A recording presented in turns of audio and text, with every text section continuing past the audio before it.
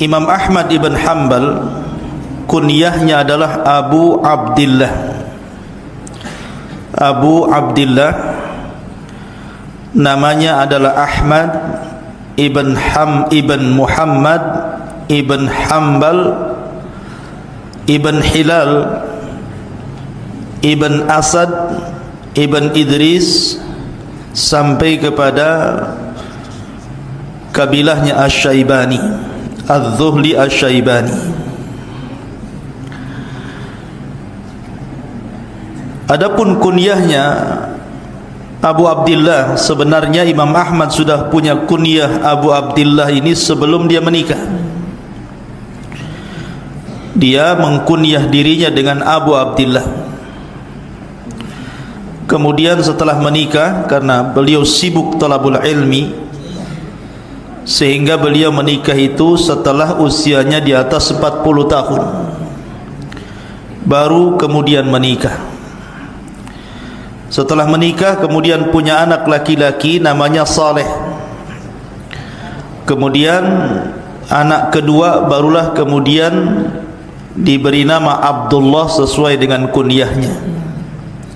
Dari situ muncullah kunyah Abu Abdillah Ahmad ibn Muhammad ibn Hanbal rahimahullahu ta'ala.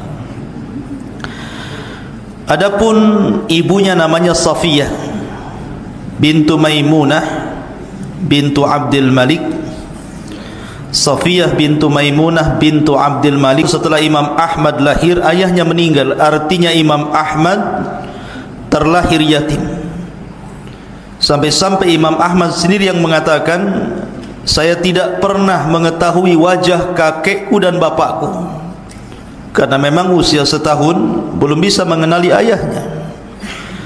Jadi ketika beliau usia setahun, ayahnya meninggal dunia. Lah ibunya yang kemudian merawat Imam Ahmad. Dari sini ada faedah besar bahwa kefakiran seseorang, karena memang dari antara seluruh imam-imam madhab yang paling fakir itu Imam Ahmad, yang paling miskin Imam Ahmad dari semua madhahibul arba'. Tetapi kefakiran dan keyatiman Imam Ahmad tidak menjadikan Imam Ahmad menjadi orang kecil. Bahkan dia menjadi ulama dunia. Siapa yang merawatnya? Ibunya. Makanya akhwat di belakang, dari sekarang harus belajar betul menjadi akhwat-akhwat yang cerdas, karena hampir semua imam madhab itu dididik ibunya. Imam Syafi'i menjadi imam besar karena ibunya. Abu Hanifah menjadi imam besar karena ibunya. Termasuk Imam Malik dan juga Imam Ahmad. Imam Ahmad yang menjadikan besar namanya adalah ibunya, karena di usia 9 tahun Imam Ahmad sudah hafal Quran. Yang mengajari Quran ibunya, dan yang mengajari bahasa Arab juga ibunya. Dan Imam Ahmad ini sudah sering saya katakan, satu di antara 4 imam hadis yang asalnya dari Arab. Ahmad ibn Hanbal ini asalnya dari Arab, dari kabilah namanya Asy-Syaibah. Dan ma'ruf kabilah Asy-Syaibani adalah kabilah yang banyak menorehkan sejarah, baik di zaman para sahabat Rasul sampai kepada lahirnya Imam Ahmad. Sampai kita kenal sahabat Rasul namanya Musanna ibnul Haris. Musanna ibnul Haris adalah seorang sahabat dari kabilah Asy-Syaibani. Dialah yang kemudian diutus Abu Bakar Siddiq radhiyallahu an untuk menaklukkan Persia.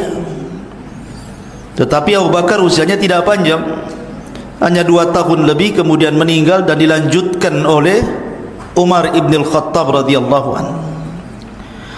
Lah kakeknya Hanbal itu adalah seorang gubernur. Jadi kakeknya Imam Ahmad itu seorang gubernur di zaman Khalifah Harun ar-Rasyid, ataupun di zaman sebelum Khalifah Harun ar-Rasyid afwan. lah ayahnya sendiri yang kemudian terlibat dalam meruntuhkan kabilah Bani Umayyah. Jadi daulah Bani Umayyah itu runtuh, kemudian datang kabilah ataupun daulah Bani Abbasiyah, itu lah salah satu yang ikut menumbangkan daulah Bani Umayyah itu adalah kakeknya Imam Ahmad, namanya Hanbal, karena dia ketika itu menjadi wali, menjadi gubernur di salah satu kota di daerah Baghdad. Artinya bahwa Imam Ahmad keturunan orang-orang besar karena kakeknya seorang wali. Ma'asyiral muslimin yang dimuliakan Allah Azza wa Jalla, lah ibunya diceritakan kerjanya hanya menjahit. Jadi ibunya itu seorang khayyat, seorang penjahit. Dan Imam Ahmad sejak kecil sudah terbiasa bekerja. Jadi dia suka mengangkut barang di pundaknya untuk diangkutkan ke unta ataupun ke keledai, kendaraan mungkin di zaman sekarang, kemudian mengambil upahnya. Walaupun dia pernah suatu ketika menjadi salah satu sekretarisnya Khalifah Harun Ar-Rasyid. Jadi Imam Ahmad pernah bekerja di salah satu penerima surat, karena di zaman itu belum ada SMS, belum ada WA, belum ada handphone, jadi surat menyurat. Lah Imam Ahmad ini adalah pengepul surat-surat dari keluarga tentara. Jadi tentara sedang perang, Imam Ahmad itu kalau ada surat dari keluarganya, maka dia mengumpulkan. Kalau seandainya isi suratnya itu tidak layak untuk dibaca, tidak layak untuk dibaca, pamannya mungkin seorang istri menyurati suaminya, kemudian isinya rayuan gombal-gombel nggak jelas gitu kan, maka Imam Ahmad tidak akan memberikan, bahkan akan membuang surat itu. Sampai suatu ketika ada tentara yang mengadu kepada Harun Ar-Rasyid, istriku mengirim surat, kenapa tidak sampai ke tanganku? Maka Harun Ar-Rasyid memanggil Imam Ahmad dan mengatakan, ya Ahmad, kenapa surat yang harusnya sampai kepada fulan ibn fulan tidak sampai ke tangannya? Kata Imam Ahmad, wallahi saya tidak akan memberikan isi surat yang di dalamnya ada perbuatan yang tidak senonoh untuk dibaca. Dari sinilah Khalifah Harun Ar-Rasyid kemudian memuji Imam Ahmad dan mengatakan, subhanallah, ghulamun saghirun yatawarra. Subhanallah, maha suci Allah, anak kecil, karena ketika itu masih remaja Imam Ahmad, sudah memiliki sifat wara. Lah kemudian Imam Ahmad pun sebagaimana ulama-ulama yang lainnya, setelah dia berputar-putar di Baghdad dan sekitarnya, belajar kepada ulama-ulama Baghdad dan sekitarnya, mulailah kemudian Imam Ahmad rihlah untuk thalabul ilmi, sama dengan yang lainnya, rihlah ke beberapa negara. Di antaranya Imam Ahmad, setelah kemudian beliau berusaha untuk mendalami dari ulama-ulama yang ada di Baghdad, mulailah rihlah ke Irak, kemudian ke Hijaz, Mekah dan Madinah, kemudian ke daerah Tihama, kemudian sampai ke Yaman, sampai ke Rai, ke Kufah, wara'an nahar. Bahkan mana negara-negara yang ada ulama dari ulama-ulama besar ahli sunnah, maka Imam Ahmad akan mendatanginya. Sampai-sampai dikatakan oleh salah seorang muridnya, tafa Ahmad ad-dunya marrataini hatta jama'al musnad.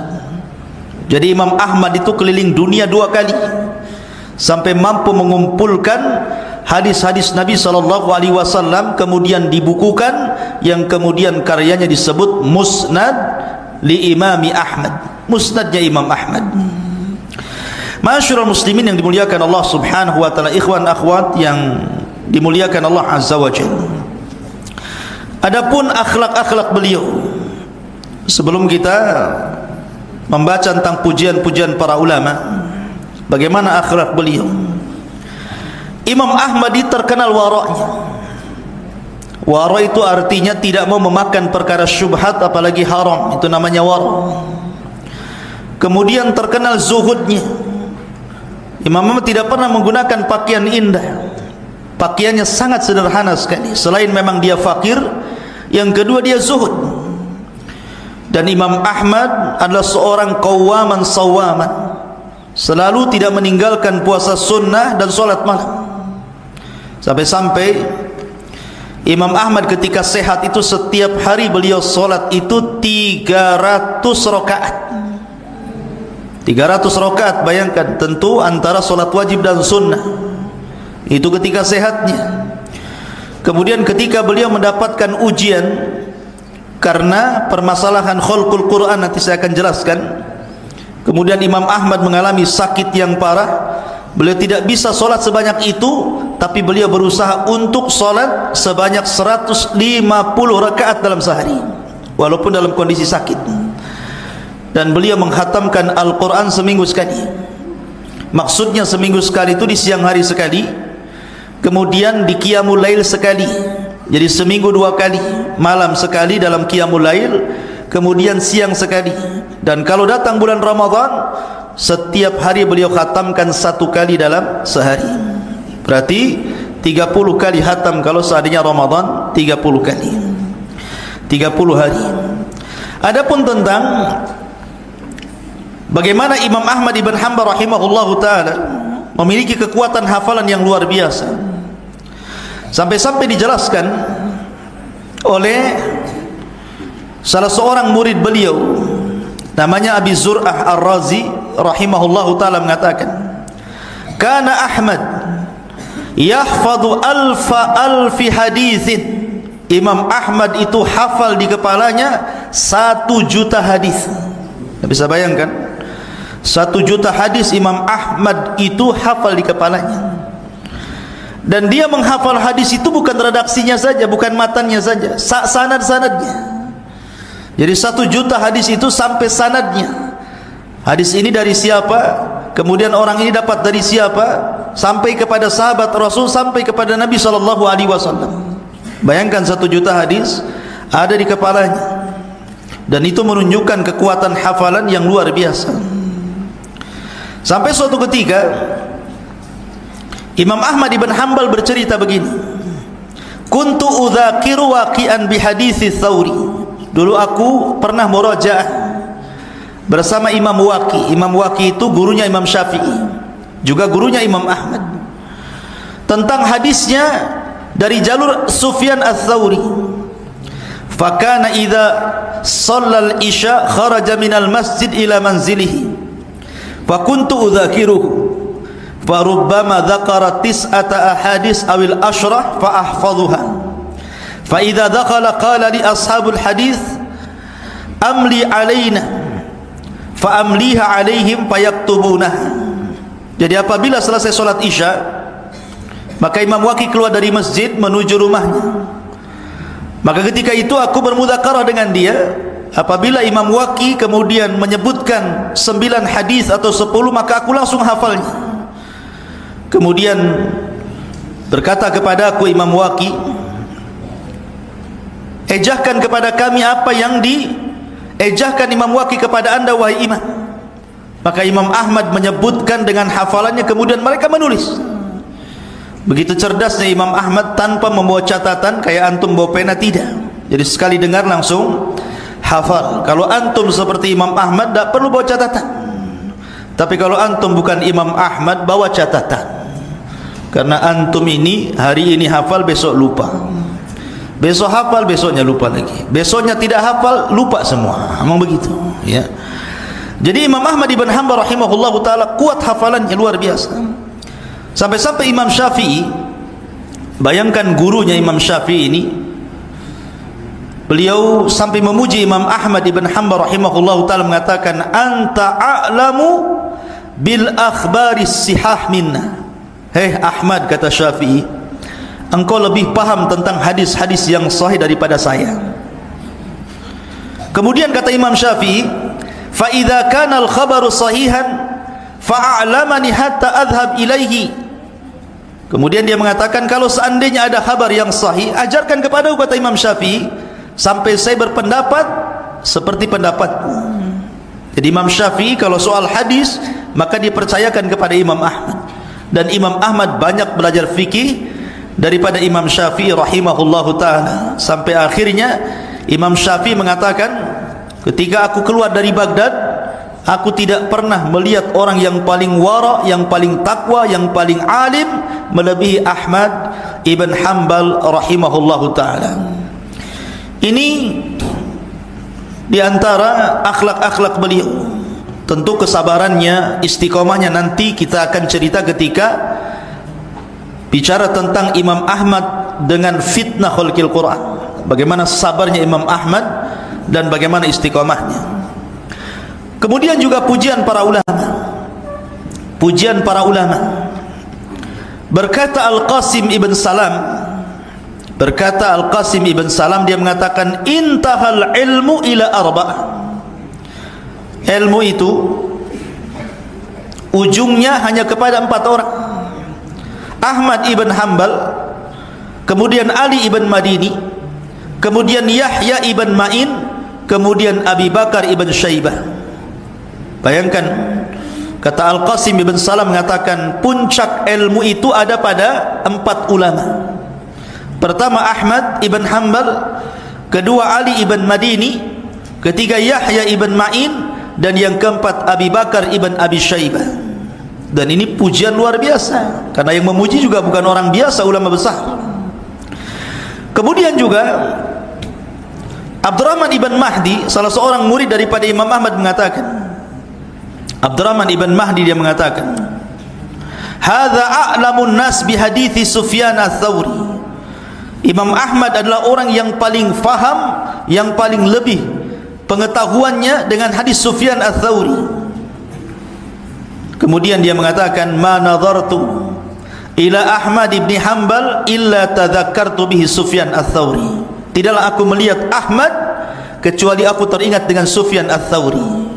Saking cerdasnya Imam Ahmad sampai disejajarkan dengan Imam Sufyan ats-Tsauri rahimahullahu ta'ala.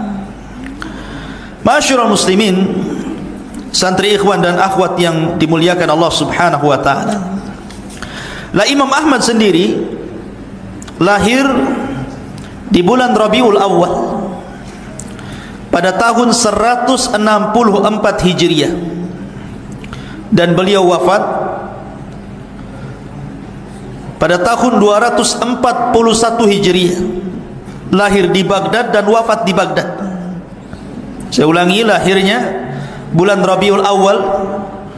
Ada yang mengatakan lahir di Baghdad, ada yang mengatakan di Khurasan, tapi pendapat yang kuat lahir di Baghdad, dan meninggal juga di Baghdad pada tahun 241. Dan Imam Ahmad sekali lagi terlahir yatim, dan ketika itu Baghdad memang negeri yang dipadati para ulama, karena pada zaman itu Baghdad di zaman Khalifah Ahmad, ketika kepemimpinan Daulah Abbasiyah di tangan Khalifah Ma'mun itu luar biasa, perkembangan negara luar biasa, macam-macam ilmu masuk di zaman Khalifah Ma'mun ini. Ma'asyiral muslimin yang dimuliakan Allah Azza wa Jalla, lah ada beberapa kisah yang ingin saya kisahkan sama antum tentang bagaimana Imam Ahmad ibn Hanbal rahimahullahu ta'ala. Pertama, kisah Imam Ahmad bersama Khabbaz. Khabbaz itu orang yang jual roti, itu Khabbaz namanya.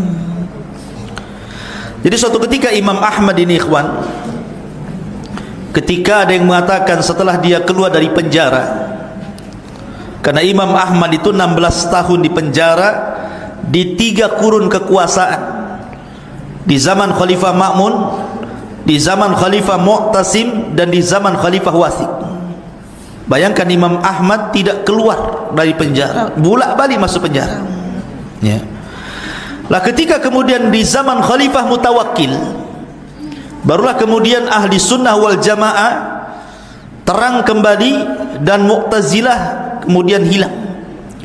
Lah ketika itu Imam Ahmad ingin berjalan-jalan ke tempat kelahirannya. Imam Ahmad itu ingin berjalan ke tempat kelahirannya karena kehabisan bekal, apalagi Imam Ahmad sudah tua, kehabisan bekal dan sudah tua. Maka Imam Ahmad kemudian singgah di sebuah masjid, kemudian tidur di masjid. Ini kurang ajarnya takmir masjid ini, melihat ada orang yang tidur di masjid tidak suka, dan dia tidak kenal siapa Imam Ahmad, dia hanya kenal namanya, tapi orangnya nggak tahu seperti apa. Imam Ahmad sudah tua, kemudian diusir, jangan tidur di masjid. Ya. Akhirnya Imam Ahmad ibn Hanbal rahimahullah ta'ala yang sudah tua terpaksa keluar, kemudian tidur di teras masjid. Sampai di teras masjid pun tidak boleh, diusir sampai keluar pagar. Terpaksalah Imam Ahmad akhirnya tidur di bawah pohon. Bayangkan imam dunia, imam besar, tidur di bawah pohon. Dan ketika diusir dari masjid, dia tidak mengatakan, jangan usir aku ini Imam Ahmad, kau tidak kenal aku ya. Tidak juga. Dia tidak pernah sombong dengan kebesaran namanya. Lah, di samping masjid itu ada khobbaz. Ada khobbaz itu ada warung ya, yang jual roti. Lah, khobbaz ini melihat ada kakek tua tidur di bawah pohon, kasihan dia. Akhirnya kata khobbaz ini, wahai syekh, wahai orang tua, kemarilah, tidurlah di rumah saya, tidurlah di toko saya ini. Akhirnya kemudian disediakan satu tempat di toko roti itu. Imam Ahmad pun tidur di situ. Tapi semalaman Imam Ahmad tidak bisa tidur. Pandangannya mengarah kepada tukang roti itu yang masih muda itu. Dia lihat lisannya tukang roti itu tidak pernah diam kecuali dibasahi dengan zikrullah. Astaghfirullah, subhanallah, la ilaha illallah, Allahu akbar. Terus ngomong begitu. Pokoknya lisannya zikir terus tidak berhenti. Kemudian kalau sudah sampai tengah malam, sepertiga malam, dia habiskan untuk qiyamul lail sampai kemudian subuh. Kemudian setelah subuh dia terus berzikir. Pokoknya dia membuat takjub Imam Ahmad, hebat kali anak muda ini, lisannya tidak pernah berhenti zikir, kemudian qiyamul lail, kemudian puasa sunnah paginya, sampai akhirnya Imam Ahmad penasaran. Kemudian memanggil kepada anak muda itu, wahai anak muda, siapa gurumu? Saya ingin berguru kepada dia. Saya lihat engkau ini orang takwa, kau ini orang takut kepada Allah, lisanmu tidak pernah berhenti daripada zikrullah ya azza wa jalla dan qiyamul lail. Kata tukang roti ini, sebenarnya aku ingin meniru seorang alim besar, tapi sayang orang ini ada di penjara. Karyanya luar biasa, pujian para ulama luar biasa. Aku ingin belajar kepada dia tapi tidak sempat. Aku hanya berdoa kepada Allah subhanahu wa ta'ala, ya Allah, temukan aku dengan dia. Padahal semua doaku apabila aku panjatkan hampir tidak pernah meleset dijabah Allah, kecuali satu doa. Kemudian Imam Ahmad mengatakan, doa apa itu? Maka dia mengatakan, aku hanya berdoa kepada Allah azza wa jal, an yurinil imamu Ahmad ibnu Hanbalin rahimahullahu ta'ala. Aku hanya ingin dipertemukan dengan Imam Ahmad ibnu Hanbal rahimahullahu ta'ala. Dia tidak tahu di hadapannya siapa? Imam Ahmad. Dari situlah Imam Ahmad menangis. Barulah dia mengatakan, ana Ahmad ibn Hanbal, ana Ahmad ibn Hanbal, sayalah Ahmad ibn Hanbal. Lihat ya, bagaimana kecintaan seseorang kepada ulama besar menjadikan dia akhirnya doanya senantiasa diijabah Allah. Kemudian setelah dia mengetahui di hadapannya Imam Ahmad, dia pun memeluknya, dia pun menangis, kemudian merengek ingin belajar kepadanya. Akhirnya dia pun menjadi salah satu daripada tilmid min talamidi Imami Ahmad. Luar biasa kisahnya dia. Kemudian kisah yang kedua, walaupun kisah yang kedua ini sebagian para ulama menganggap kisahnya yutakallam, dibicarakan para ulama, fi nazar, ada pandangan para ulama tentang sahih dan tidaknya, tentang pertemuan Imam Ahmad dan Imam Syafi'i. Jadi suatu ketika Imam Ahmad itu ikhwan, dia tidak pernah setiap harinya dalam sujud-sujudnya kecuali berdoa kebaikan untuk Imam Syafi'i. Setiap sholat Karena bagaimanapun Imam Syafi'i yang banyak mempengaruhi Imam Ahmad, karena dia gurunya. Jadi dia senantiasa berdoa. Dalam sujudnya dia tidak lepas mendoakan Imam Syafi'i kebaikan. Dan kalau bicara dengan anak-anaknya, maka dia selalu memuji Imam Syafi'i. Tuh, bagaimana kecintaan Imam Ahmad kepada ulama, dia juga ulama. Sampai akhirnya putrinya Imam Ahmad ini terpengaruh dengan kisah-kisah Imam Syafi'i yang dikisahkan Imam Ahmad kepada anaknya. Sampai suatu ketika Imam Syafi'i berada di Baghdad, dekat dengan rumahnya Imam Ahmad. Kebetulan Imam Syafi'i ini terkena sakit kepalanya, sakit pusing kepalanya, diikat. Kemudian Imam Syafi'i pun kemudian berziarah ke rumah Imam Ahmad. Bahagianya luar biasa Imam Ahmad, bayangkan. Terutama putra dan putri Imam Ahmad. Karena setiap hari Imam Ahmad memuji Imam Syafi'i, tapi tidak kenal siapa Imam Syafi'i. Ketika ziarah ke rumahnya, tentu senang dan bangga anak-anaknya. Oh, rupanya ini gurunya Abi, yang diceritakan setiap malam, yang didoakan setiap tahajud. Rupanya ini Imam Syafi'i. Akhirnya kemudian salah satu putri Imam Ahmad ini ingin melihat akhlaknya Imam Syafi'i, karena ini imam kondang yang besar. Jadi diperhatikan di rumahnya Imam Syafi'i ngapain saja. Ketika tengah malam, anaknya ini tidak tidur. Kebetulan kamarnya Imam Syafi'i tidak ditutup. Jadi lihatnya, kok Imam Syafi'i kok tidur terus, ya. Kemudian ketika sampai sepertiga malam, tidak juga bangun, qiyamul lail, ya. Kemudian apabila subuh, dia langsung sholat, dah wudu, ya. Kemudian besok paginya ketika dihidangkan makan, habis pula makan yang dihidangkan itu. Oh, ini rakus nih, ya. Jadi ada 3 catatan di sini. Pertama, kenapa dia tidak sholat malam? Yang kedua, kenapa dia sholat subuh tidak berwudu? Yang ketiga, banyak kali makannya. Gitu ya. Jadi putrinya Imam Ahmad ini penasaran, dia bertanya kepada bapaknya, wahai Abi, betul tak tuh Imam Syafi'i, katanya. Kata Imam, iya dia Imam Syafi'i, dia guru Abi. Kayaknya bukanlah, katanya. Emang kenapa? Dia mengatakan gini, Bi, saya perhatikan nih beberapa hari dia di rumah kita ini, dia kalau malam tidak pernah qiyamul lail, kalau subuh, solat subuh tidak wudu, kalau makan banyak kali habis pun semuanya. Akhirnya kemudian penasaran Imam Ahmad ibn Hanbal rahimahullah ta'ala, mulailah dia berbincang dengan Imam Syafi'i akan keluhan putrinya ini.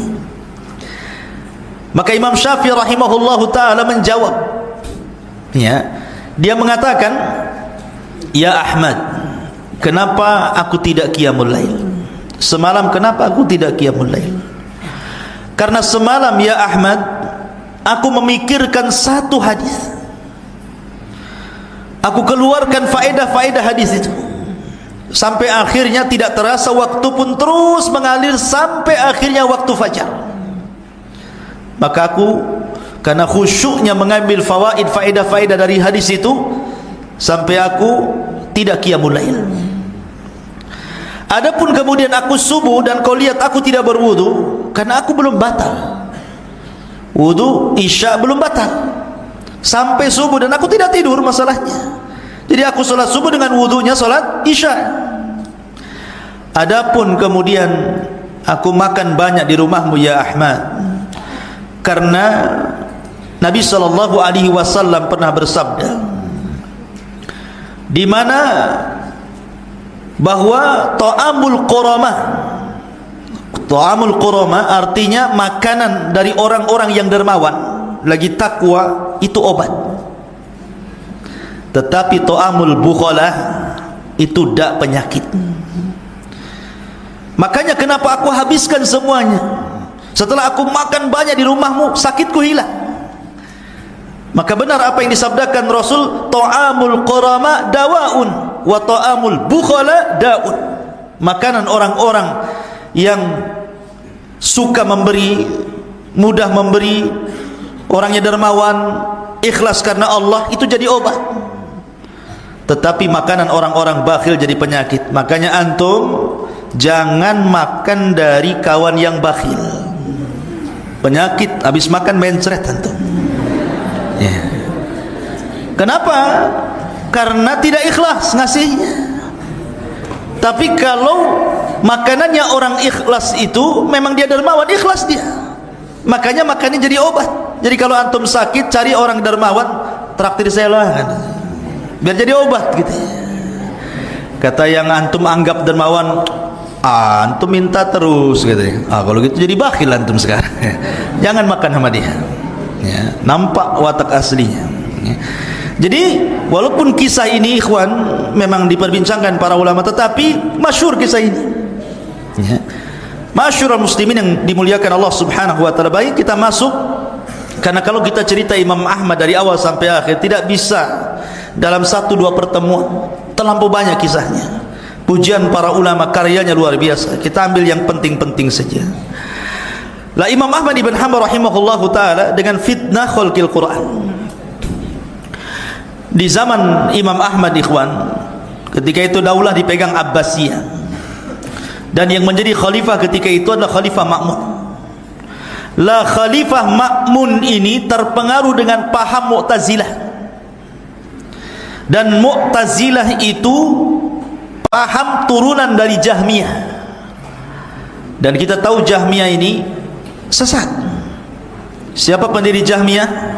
Jaham ibn Safwan, berguru kepada Jad ibn Dirham. Jad ibn Dirham berguru kepada Aban ibn Sam'an. Aban ibn Sam'an berguru kepada Talut, dan Talut berguru kepada penyihir Rasul Labid ibn A'sam, seorang Yahudi yang menyihir Nabi. Saya ulangi silsilahnya Jahmiyah ini. Catat, Jahmiyah ini aliran pendirinya adalah Jahm ibn Safwan. Jahm ibn Safwan ini murid daripada Jad ibn Dirham. Jad ibn Dirham ini murid daripada Aban ibn Sam'an, dan Aban ibn Sam'an ini murid daripada Talut, dan Talut berguru kepada orang yang pernah menyihir Rasul, namanya Labid ibn A'sam, seorang Yahudi. Lah di antara turunan pemahaman Jahmiyah itu adalah Mu'tazilah. Siapa pendiri Mu'tazilah? Namanya Wasil ibn Atta. Pendiri Mu'tazilah itu namanya Wasil ibn Atta. Dulu Wasil ibn Atta ini murid daripada pemimpin tabi'in, namanya Hasan al-Basri, seorang ulama besar di zaman tabi'in ya. Hasan al-Basri punya murid Wasil ibn Atta. Tetapi Wasil ibn Atta ini membangkang. Dia menyelisih pendapat gurunya ketika bertanya soal beberapa soalan, salah satunya tentang para pelaku dosa besar. Maka Imam Hasan al-Basri menjawab, para pelaku dosa besar itu dia mukmin naqisul iman, dia tetap muslim, mukmin, tetapi kurang imannya, dan di akhirat tahta masyiatillah, di bawah kehendak Allah. Kalau Allah mau, Allah masukkan ke neraka, kalau Allah mau, Allah masukkan ke surga. Itu jawaban Hasan al-Basri. Tapi Wasil bin Atta mengatakan, tidak, saya tidak sependapat dengan anda. Dibangkang gurunya dan mengatakan, pelaku dosa besar, kata Wasil bin Atta, manzilatun baina manzilataini. Dia jangan dikatakan mukmin, jangan pula dikatakan kafir. Dia tengah-tengah antara mukmin dan kafir, dan di akhirat dia kekal di neraka. Dari situ dia keluar dari majelisnya Hasan al-Basri. Dalam bahasa Arab, keluar dari majelis itu namanya i'tazala. I'tazala itu keluar dari majelis. Maka ketika itu dia punya halaqah sendiri di Masjid Basra itu. Kemudian Hasan al-Basri mengatakan, merekalah Mu'tazilah, orang-orang yang keluar dari majelisnya ahli sunnah. Maka ketika itulah rombongannya Wasil ibn Atta dan pemahamannya disebut Mu'tazilah. Lah di zaman Khalifah Ma'mun, Mu'tazilah itu berhasil menjadi kendaraan politik negara. Jadi negara itu menunggangi agama untuk berpolitik lewat agama. Lah pemahaman yang diusung oleh negara kala itu pemahaman Mu'tazilah yang diusung oleh Wasil ibn Atta tadi. Kemudian lahirlah ulama-ulama Mu'tazilah, di antaranya Bishr al-Murrisi, kemudian juga Ahmad ibn Abi Du'ab. Ahmad ibn Abi Du'ab, sama-sama Ahmad. Makanya di zaman itu ada dua Ahmad. Jadi Ahmadan, dua Ahmad. Yang satu tercela dan satu terpuji. Satu tercela Ahmad ibn Abi Du'ab, tokoh Mu'tazilah, sekaligus mufti daripada Khalifah Ma'mun. Dan yang satunya Imam Ahmad ibn Hanbal, ulama ahli sunnah, penentang Mu'tazilah. Lah ketika itu Khalifah Ma'mun akalnya dikuasai Mu'tazilah di tangan Ahmad bin Abi Du'ab. Maka ketika itulah Khalifah Ma'mun memaksakan bahwa keyakinan Mu'tazilah ini harus tersebar menjadi agama negara. Bayangkan agama dijadikan tunggangan politik oleh Khalifah Ma'mun ini. Lah ketika itu ada ulama besar namanya Yazid ibn Harun. Yazid ibn Harun ini masih ditakuti oleh siapa? Oleh Khalifah Ma'mun. Maka Khalifah Ma'mun mengirim satu utusan untuk mendatangi Yazid ibn Harun. Kasih tahu Yazid bin Harun, Khalifah akan memaksakan rakyat seluruh kota Baghdad untuk berakidah Mu'tazilah dan mengatakan Al-Quran makhluk. Kata Yazid bin Harun, wallahi kadzabta, dusta kamu. Tidak mungkin Khalifah menyuruh seperti itu. Kalaupun dia harus menyuruh seperti itu, jangan dilakukan. Wallahi la yaf'al, jangan dia lakukan. Akhirnya karena dia masih takut dengan Yazid ibn Harun, karena ulama besar kala itu, maka Khalifah Ma'mun pun tidak menyebarkan akidah Mu'tazilah sampai wafatnya Yazid ibn Harun. Setelah wafatnya Yazid ibn Harun inilah baru kemudian Khalifah Ma'mun memaksa orang untuk jadi Mu'tazilah. Semua dipaksa. Bahkan yang tidak berakidah Mu'tazilah ditangkap, dimasukkan penjara. Sampai ketika itu ulama berpecah menjadi 3 kelompok. Kelompok yang pertama terpaksa mengatakan Al-Quran makhluk. Terpaksa mengatakan Al-Quran makhluk karena takut pedangnya penguasa. Ya. Kemudian kelompok yang kedua mentakwil. Tidak mengatakan Al-Quran kalamullah, tidak mengatakan Al-Quran makhluk. Mereka hanya mengatakan Injil, Taurat, Zabur, Suhuf, Quran makhluk. Maksudnya tangannya yang makhluk, bukan Taurat, Zabur, Injil, Suhuf, Quran, bukan itu. Disyaratkan kepada tangannya. Maksudnya dia ingin mengatakan yang makhluk itu tangannya, bukan Taurat, Injil, ini bukan itu. Ada yang mentakwil seperti itu supaya tidak ditangkap. Dan yang seperti ini banyak, yang melakukan takwil seperti ini banyak, seperti Muhammad ibn Sa'ad, Sahibut Tabaqat, kemudian Imam Bukhari, kemudian Ali bin Madini, Yahya bin Ma'in, itu mentakwil dia. Ya, dia mengatakan maksudnya jarinya yang makhluk, tetapi Taurat, Injil, Zabur, Suhuf, Quran bukan makhluk gitu ya. Dia tidak mau mengatakan langsung gitu kan, supaya tidak ditangkap. Tapi ada juga yang mengatakan tidak, saya tidak akan ikut Mu'tazilah, saya tidak akan mengatakan Al-Quran makhluk, saya katakan Al-Quran kalamullah. Lah yang berani-berani ini tidak banyak dan berakhir dengan kematian. Pertama Ahmad ibn Nasr al-Khuzai. Ahmad ibn Nasr al-Khuzai mati di penjara.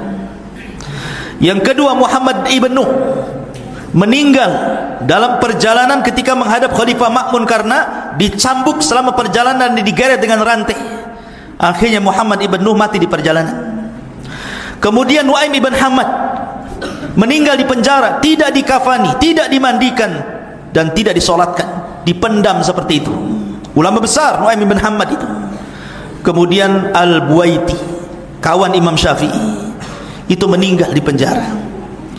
Jadi 4 ulama ini meninggal.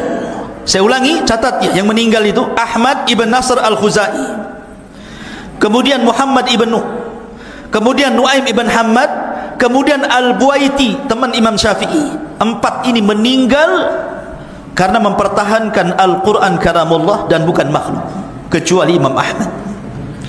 Imam Ahmad fisiknya kuat, dia tidak meninggal. Ketika kemudian dilaporkan kepada Khalifah Ma'mun, siapa lagi ulama yang tersisa yang mengatakan Al-Quran kalamullah, datangkan ke hadapanku. Ketika itu orang-orang mengatakan tinggal satu wahai Khalifah. Siapa dia? Dialah Ahmad bin Hanbal. Oh kalau gitu datangkan kepada saya. Ketika itu Khalifah Ma'mun tidak pernah melihat Imam Ahmad, Imam Ahmad pun tidak pernah melihat Khalifah. Akhirnya ditangkaplah Imam Ahmad, kemudian mau dihadirkan ke Khalifah. Hampir sudah mendekati daerah tempat Khalifah tinggal di situ.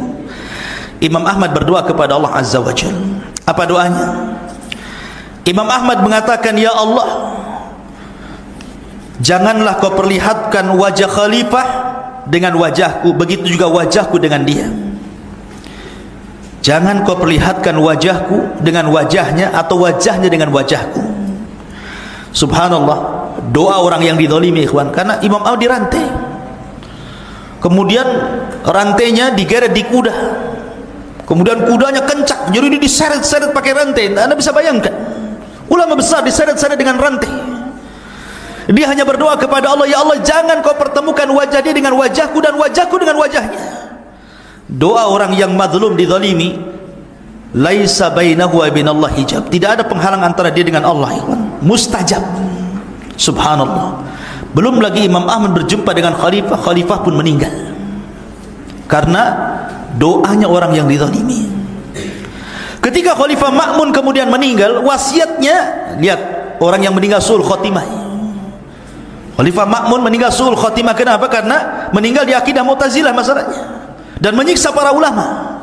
Rupanya diberwasiat kepada penggantinya Khalifah Mu'tasim sama, untuk memperjuangkan akidah Mu'tazilah dan tetap menjadikan Ahmad bin Abi Du'ab untuk menjadi penasehat keagamaan kala itu, dan dia tokoh Mu'tazilah.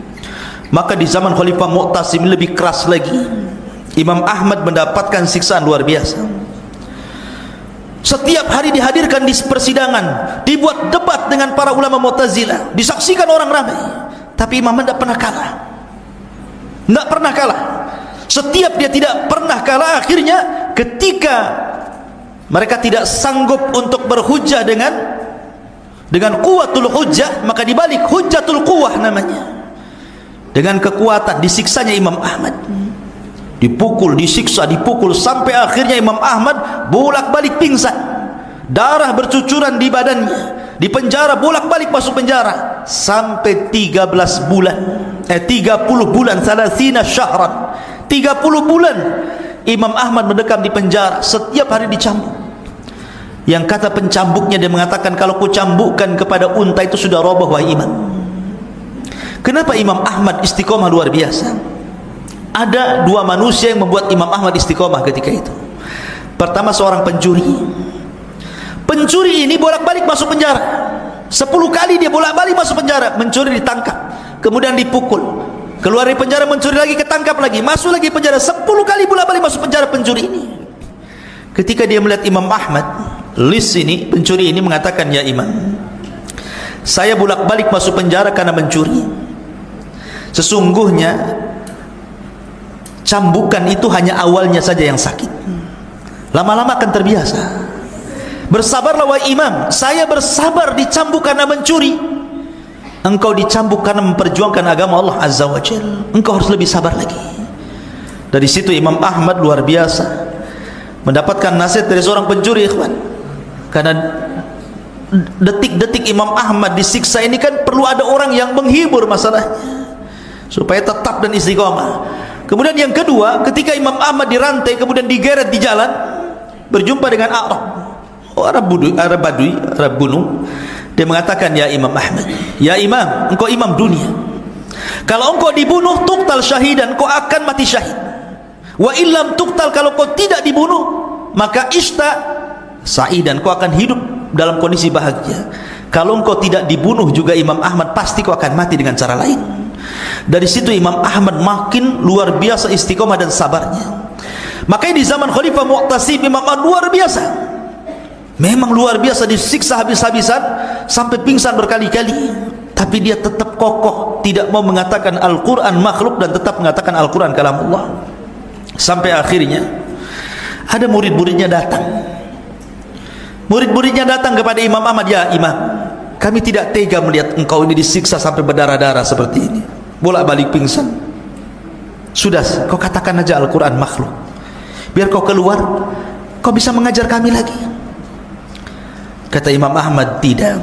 Tidakkah kau lihat di luar sana orang banyak memegang pena dan buku? Kalau ku katakan Imam Ahmad mengatakan Al-Quran makhluk, jutaan orang mencatat perkataan Al-Quran makhluk dari fatwaku. Berapa banyak orang yang kusesatkan di dunia ini. Saya tidak akan mengatakan Al-Quran makhluk. Kata muridnya, kalau begini perintahkan kepada kami ya imam, kami siap memberontak. murid-muridmu banyak di mana-mana, kami sudah siap. Kalau kau bilang kami serbu Mu'tasim, kita serbu. Kata imam, jangan. Memberontak itu akan memecah barisan kaum muslimin, bisa meneteskan darah kaum muslimin. Jangan. Ad-dimah ud-dimah, hati-hati dengan darah. Bayangkan Imam Ahmad sesabar itu loh. Kalau mau Imam Ahmad kan bisa saja sudah kumpulkan orang-orang, kita berontak. Kurang ajar dia sudah mau cambuk diriku kan begitu. Tapi sabarnya Imam Ahmad luar biasa, sampai dia mengatakan, "Lau kana li da'watun mustajab la da'autul Mu'tasim." Kalau aku punya doa yang mustajab, pasti aku akan berikan kepada Khalifah Mu'tasim. Sampai sabarnya seperti itu. Tetapi Mu'tasim subhanallah, dia memang tidak hendak membunuh Imam Ahmad, tidak. Karena dia tahu konsekuensinya kalau sampai Imam Ahmad terbunuh, oh bisa terjadi kehebohan di Baghdad kan. Jadi biarkan saja. Sampai akhirnya di Amuria, negara lain daripada Baghdad, ada namanya Amuria. Itu negara yang dikuasai Romawi ketika itu. Ada seorang wanita muslimah dilecehkan. Jadi wanita muslimah ini ke pasar di negara Amuria itu, tiba-tiba dilecehkan kehormatannya, disobek auratnya dan dilecehkan kehormatannya. Maka wanita ini teriak dengan teriakan yang sekencang-kencangnya dan mengatakan, "Wa Mu'tasimat, wa Mu'tasimat, wahai Khalifah Mu'tasim, tolonglah aku wahai Khalifah Mu'tasim." Ini di Amuria, negara lain. Mu'tasim di Baghdad, ya kan? Dia menjerit-jerit seperti itu wanita itu, "Wa Mu'tasimat, wa Mu'tasimat, wahai Khalifah Mu'tasim, tolonglah aku, tolonglah aku." Kata tentara Romawi, "Berteriaklah kau sekehendakmu. Mu'tasim di Baghdad, kau di sini tidak akan dengar," katanya. Akhirnya ada seorang muslim mendengar teriakan itu. Pulang dia ke Baghdad, langsung lapor kepada Khalifah Mu'tasim, "Ya Khalifah, ada seorang wanita dilecehkan kehormatannya, dia memanggil-manggil dirimu." Sejak itulah Khalifah bangkit. Kemudian dia mempersiapkan pasukan besar satu Baghdad, dikumpulkan pasukan itu. Karena takut Imam Ahmad mati di penjara, dibebaskan sama Khalifah Mu'tasim. Karena sekarang sudah bukan lagi cerita Mu'tazilah, ini cerita masalah Amuria, kehormatan seorang wanita.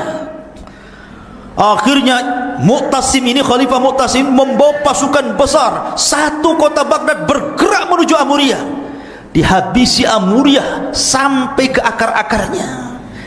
Dan ketika itulah Khalifah berhasil menguasai Amuria yang belum pernah dikuasai khalifah-khalifah sebelumnya, hanya gara-gara teriakan seorang wanita. Dari situ Imam Ahmad bahagia mendengar Khalifah menguasai negeri kafir, dan ketika itu dia maafkan kesalahannya. Karena dia sudah memerdekakan Amuria, membebaskan Amuria, maka semua apa yang dilakukan Khalifah terhadapku, mencambukku, menyiksaku, menjarakan aku, ku maafkan semuanya. Luar biasa Imam Ahmad. Tetapi selang dari kejadian Amuria ini, Khalifah Mu'tasim pun meninggal dunia. Khalifah Mu'tasim meninggal dunia, rupanya kekuasaan jatuh ke tangan Al-Wathiq. Jahatnya kurang lebih Khalifah Wathiq ini, ya. Akhirnya Imam Ahmad ditangkap lagi.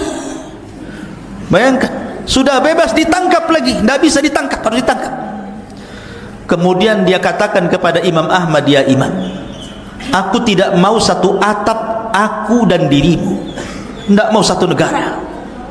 Kalau kau mau, kau silahkan pergi dari Baghdad. Tapi kalau engkau tetap mendakwahkan keyakinanmu dan menyelisih keyakinan negara, maka kau akan ditangkap dan dipenjara."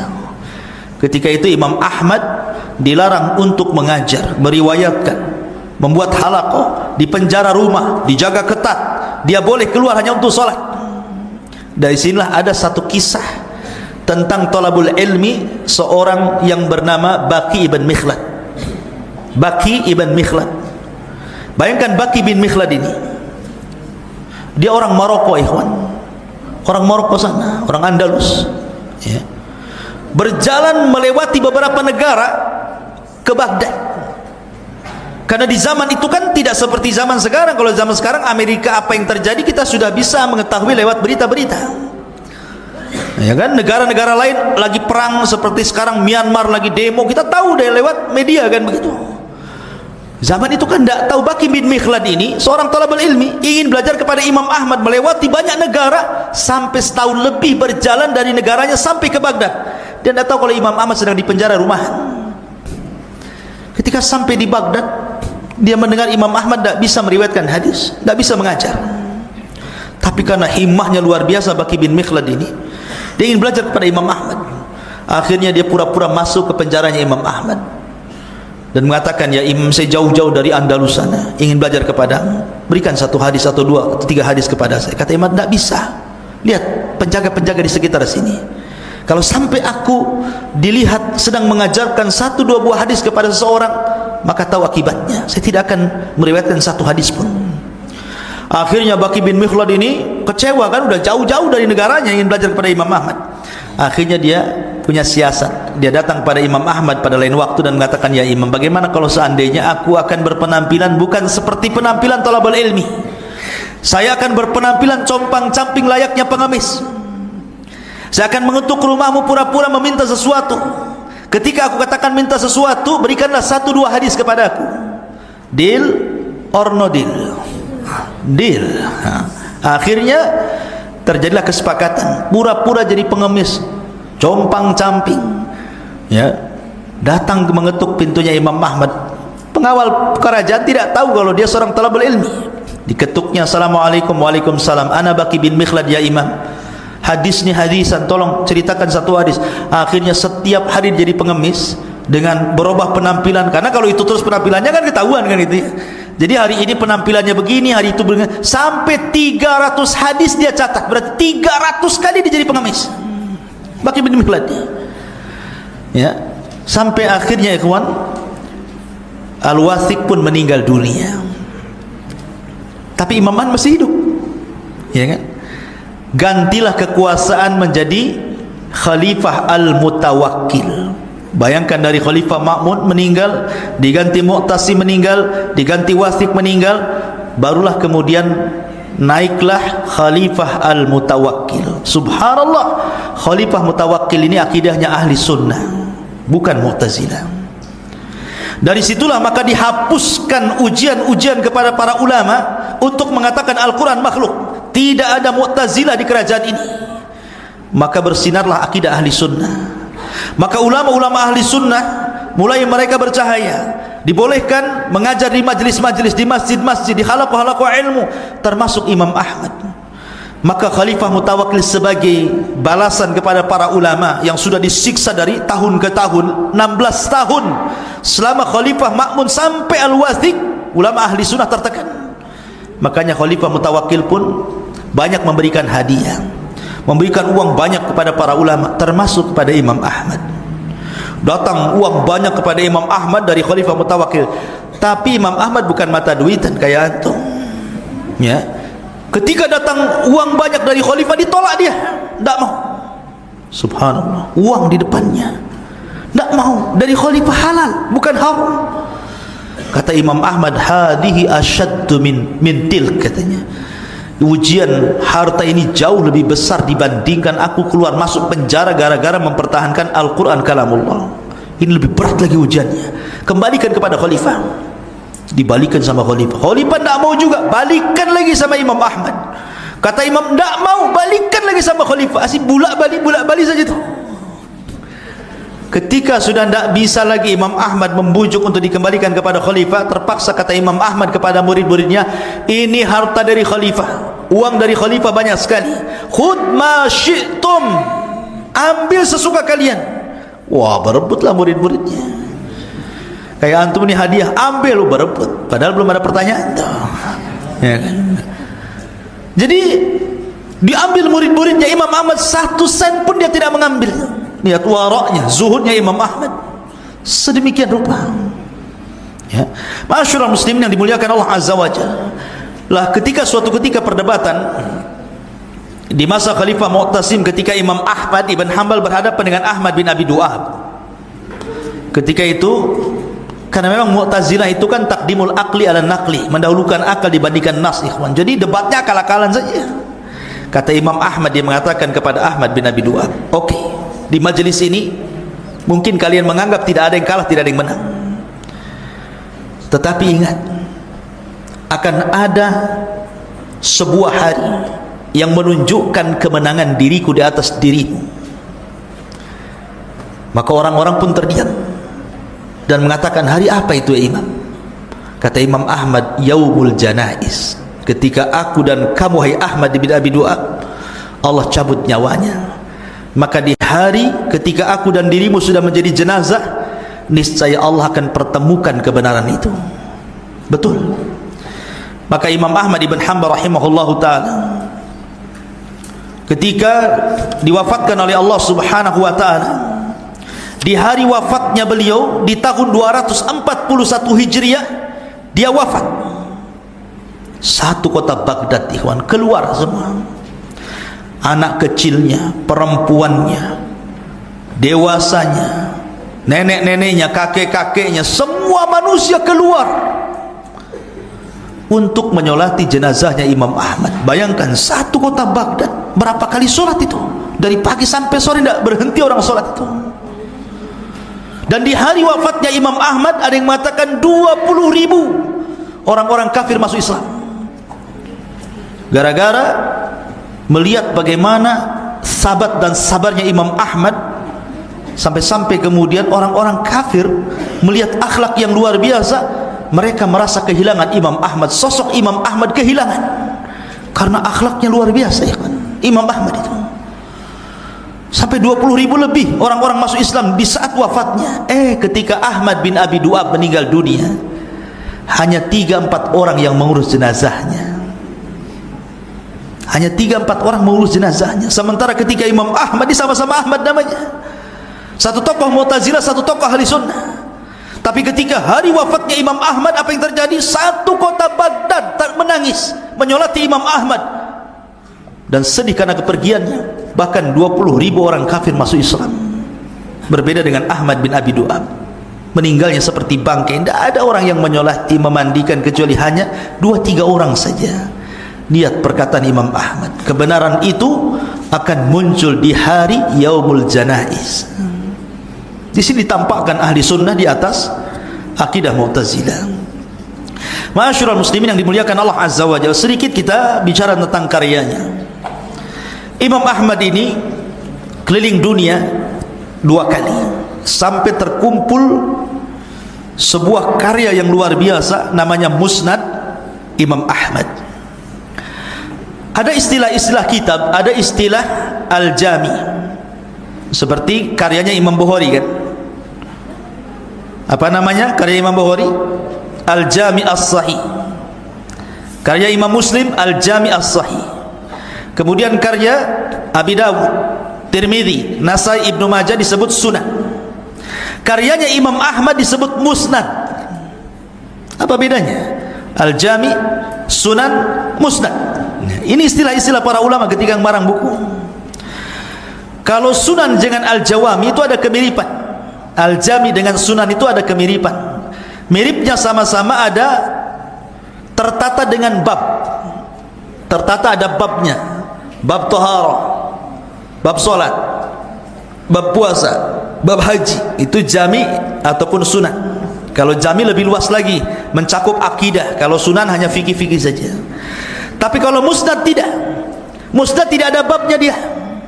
Dia hanya diurut sebagaimana tartib rawi. Pamannya begini. Dan Imam Ahmad itu akan meletakkan seorang perawi dari yang paling afdal, kemudian yang afdal, kemudian yang di bawahnya. Beliau letakkan Khulafaur Rasyidin dulu. Abu Bakar Siddiq, dia mendengar hadis dari Rasul, hadis apa saja. Makanya riwayat Abu Bakar itu kan tidak mencakup bab toharoh saja, mungkin bab jihad, mungkin bab buyu, mungkin bab macam-macam, gitu kan. Dalam satu rentetan penyebutan itu macam-macam pembahasan di situ. Karena bukan diambil bab, tetapi diambil perawi. Nah, Abu Bakar ini punya berapa hadis dicantumkan semua. Kemudian setelah Abu Bakar Umar, setelah Umar Utsman, setelah Utsman Ali, setelah Ali baru sisa 10 sahabat yang dijanjikan masuk surga. Setelah itu baru keluarga Rasul. Setelah itu baru ummahatul mukminin, istri-istri Nabi. Setelah itu baru orang-orang yang ikut perang Badar. Setelah itu baru begitu macam-macam sampai selesai buku. Seperti itu tartibnya musnad itu. Jadi bukan diambil dari bab, tetapi diambil dari seorang ruwat perawi. Itu bedanya, ya. Kemudian yang kedua, Kalau Al-Jami' As-Sahih seperti Imam Bukhari Muslim, dia tidak memasukkan kecuali yang sahih-sahih. Ya. Tetapi kalau Sunan dengan Al-Musnad ada kemiripan, yang penting dia kumpulkan semua riwayat Rasul dicantumkan dalam hadis. Tetapi walaupun demikian Imam Ahmad berupaya untuk tidak meriwayatkan dari para pendusta atau yang tertuduh berdusta ataupun yang hadisnya mungkar. Jadi berusaha yang bagus-bagus. Kalaupun ada hadis dhaif, tidak dijadikan usul, tetapi dijadikan mutaba'ah saja, pengikut saja. Dan subhanallah, di dalam Musnad Imam Ahmad itu terdapat 40.000 hadis. Tentu yang terulang-ulang, yang tidak terulang-ulang sekitar 30.000 ya. Tetapi bayangkan 40.000 hadis semua dari hafalan. Bukan kayak kita ngarang buku itu nengok referensi dulu, baru dicatat, baru di khulasohnya apa gitu. Enggak. Imam Ahmad mencatat dari hafalan dia sampai akhirnya terkumpul musnad yang luar biasa. Itulah bedanya Musnad, Sunan dan Al-Jami.